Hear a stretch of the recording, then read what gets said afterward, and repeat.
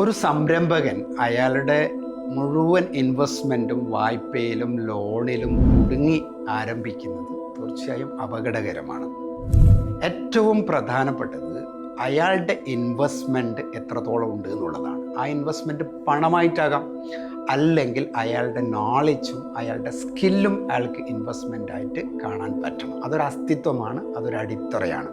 അതുണ്ടെങ്കിൽ ചുറ്റുമുള്ള ആളുകളിൽ നിന്ന് അയാൾക്ക് ഇൻവെസ്റ്റ്മെൻറ്റുകൾ സ്വീകരിക്കാം, അയാൾക്ക് കടം സ്വീകരിക്കാം. ഇതൊന്നുമില്ലാതെ അയാൾ തുടങ്ങുന്നത് സീറോയിൽ മുഴുവനും ലോണും കടവും എടുത്തുകൊണ്ട് ഒരു ബിസിനസ് ആരംഭിക്കുക എന്ന് പറയുന്നത് അയാളെ സംബന്ധിച്ചിടത്തോളം കണ്ണുകെട്ടി ഓടുന്നതിന് തുല്യമാണ്. മാത്രമല്ല, ഒരു വർഷം തൻ്റെ പ്രോജക്റ്റ് റൺ ചെയ്യാനുള്ള റണ്ണിങ് കോസ്റ്റ് എങ്കിലും അയാളൊരു ഇൻവെസ്റ്റ്മെൻറ്റിൻ്റെ ഭാഗമായി കാണാൻ പറ്റുന്നില്ലെങ്കിൽ ഏതെങ്കിലും ഒരു ഘട്ടത്തിൽ അയാൾ കുടുങ്ങും. അയാളുടെ സിസ്റ്റം മുന്നോട്ട് പോകാൻ പറ്റാതെ ആവും. പ്രത്യേകിച്ച് സാമ്പത്തികമാണ് എല്ലാറ്റിനെയും മുന്നോട്ട് നയിക്കുന്നത്.